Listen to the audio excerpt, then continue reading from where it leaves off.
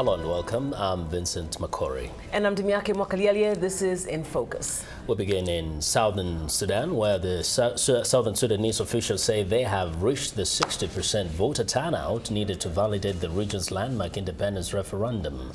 Well, officials with the Sudanese People's Liberation Movement made the announcement on Wednesday as the fourth day of voting got underway. However, official turnout figures are the responsibility of the Southern Sudan Referendum Commission, which is not yet confirming that the threshold has been reached. But the voting picture is not completely rosy. Leaders from both the North and South are expected to meet to discuss recent clashes that have claimed the lives of at least 46 people since last Friday. Approximately 60,000 Sudanese voters are casting their ballots in countries other than Sudan. VOA's Kane Farabaugh caught up with hundreds of jubilant Southern Sudanese voting here in the United States, third largest city. Much of what Flora Lujana knows about her homeland, Southern Sudan, comes from her family.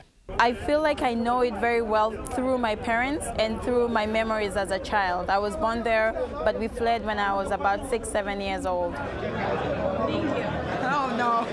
Lujana has spent much of her life on the move. She has never voted in an election, but now, with her thumbprint marking a ballot for Southern Sudan's independence, she hopes she can finally stop running. I was always referred to as a refugee. This is the one time this term is forever gone. I'm a South Sudanese, so this is a very important day for me.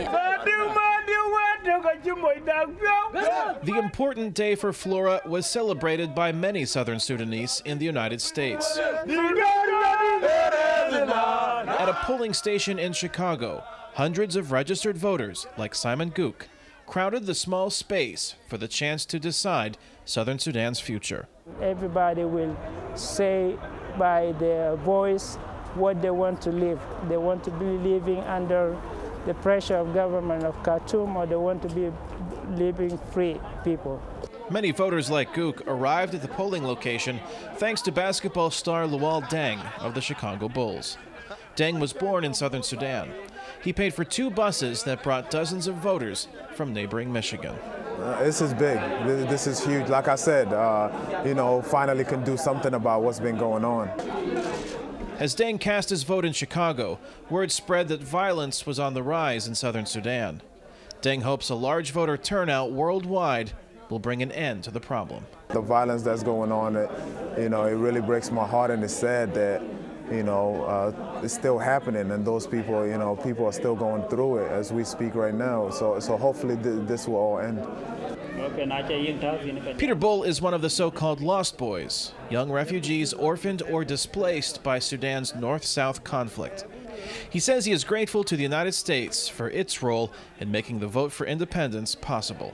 But because of the United States of America allowed the lost boy to come to this country, we were able to do our part, get the history out, let people know what has been going on in the country, and because of that, I think that's what lead to this final day today. But voters like Bull and Flora Lujana harbor no illusion that the road ahead after the voting will be easy.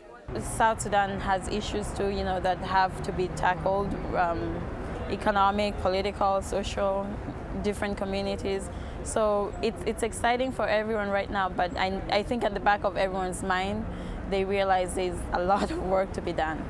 And that's why I'm excited to be a part of it. Southern Sudan's referendum continues through January 15th. The law requires that 60% of registered voters participate in the election.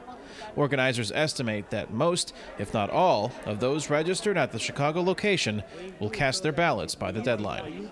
Final results could be announced as early as February 6th. Kane Farabaugh, VOA News, Chicago, Illinois.